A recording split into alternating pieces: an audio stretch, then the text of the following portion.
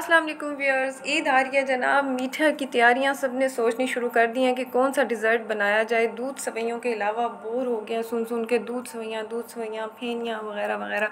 चलें आज हम आपको मज़ेदार सी रंग बिरंगी खीर बनाना सिखाते हैं। बननी तो ये भी सवैयों से ही है, लेकिन इसमें और कुछ इंग्रेडिएंट्स ऐड होंगे तो ये मज़ेदार सी खीर बनेगी। आप लोग भी इंजॉय करेंगे और आपके आने वाले जो गेस्ट हैं वो भी इंजॉय करेंगे।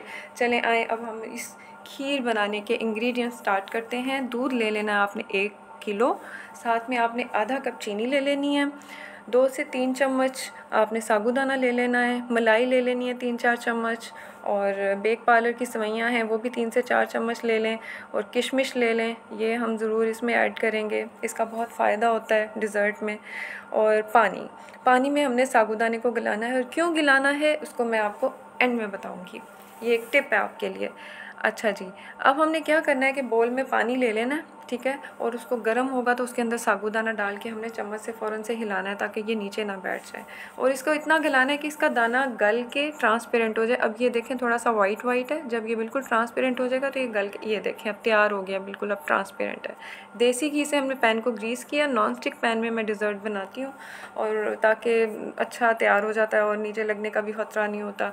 आप नॉन स्टिक की बजाय सिल्वर स्टील, स्टेनलेस स्टील में भी बना सकते हैं। अच्छा, स्टीर फ्राई करके हमने इसमें दूध ऐड कर दिया, ठीक है।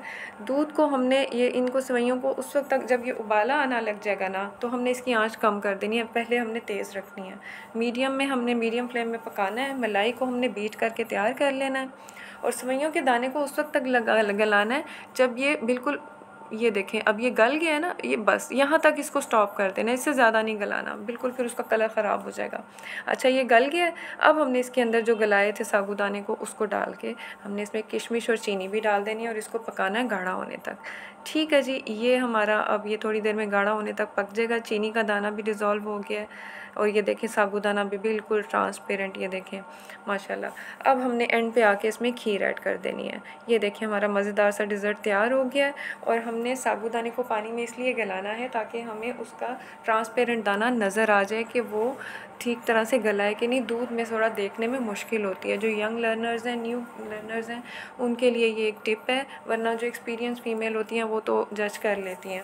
ये देखिए मेरा तो दूसरा बोल भी रेडी हो गया है, मेरे हस्बैंड तो खुश हो जाएंगे आज जी माशाल्लाह। ये देखें कितनी ज़बरदस्त डिश तैयार हुई है। अब इसको हम फ्रिज में रखेंगे, ठंडा होने पे हम इसको सर्व करेंगे। अफ्तारी में भी जो गेस्ट आते हैं उनको भी, ईद डेज़ में भी ये बहुत ज़बरदस्त मीठा है। और भी आपके साथ में डिज़र्ट शेयर करूँगी। अभी आप इसको बनाएं और इसको एंजॉय करें, और मुझे दुआ में याद रखें। जज़ाकल्लाह।